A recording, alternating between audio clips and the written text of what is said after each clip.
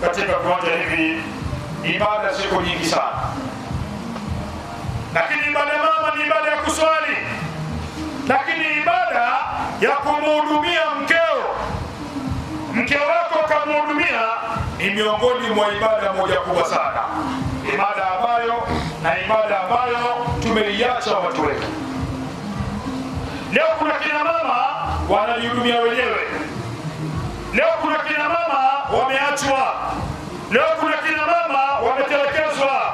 Sema sio kutelekezwa tu, wametelekezwa na watoto wao. Leo kuna kina baba toka kaoa, hajui mke wake anafanya nini, hajui mke wake anakula nini, hajui maisha ya mkewe. Ni mtihani miongoni mwa mitihani mikubwa. Ndugu zangu wakazi wa Mapili, kumhudumia mkeo ni jambo muhimu sana katika dini ya Uislamu. Ni jambo namba moja katika dini ya Uislamu, kumhudumia mke.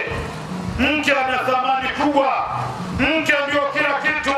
Hebu itizame siku ambayo wakati unakwenda kumtongoza mke wako, unampiga mistari mpaka mtoto wa kike akalainika akakubali, na wengine mpaka tuliwadanganya ukamwambia mimi pale Inyonga nina maduka manne, kumbe una duka hata moja. Mpaka mtoto wa watu akaingia kingi, mtoto wa watu akakukubali, mtoto wa watu akakupenda, akasema mashaallah, niko tayari kuishi na wewe. Lakini leo unaishi na mwanamke unaishi naye kwa vituko, unaishi naye kwa majanga. Mwanamke kiatu kizuri hana, mwanamke mavazi mazuri hana. Nani alikwambia mwanamke kazi yake ni kupika? Wewe mama uliokaa hapa, kazi yako sio kupika.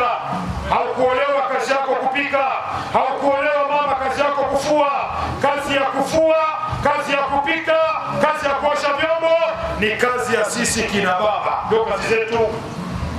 Nani kasema mwanamke apike? Wewe mwanamke unapika kwa sababu gani wewe? Nani kakwambia upike wewe? Kazi ya kupika ni kazi ya mwanaume, kazi ya kuosha vyombo ni kazi ya mwanaume, kazi ya kufua ni kazi ya mwanaume, kazi ya kulima ni kazi ya mwanaume. Hizo kazi zote ni kazi zetu sisi. Wewe kazi yako ni kujua kuupara ukapendeza, ukapaka rangi 8, nyekundu, ya bluu, ya njano, ukawa kama kitorondo ama jini mahaba.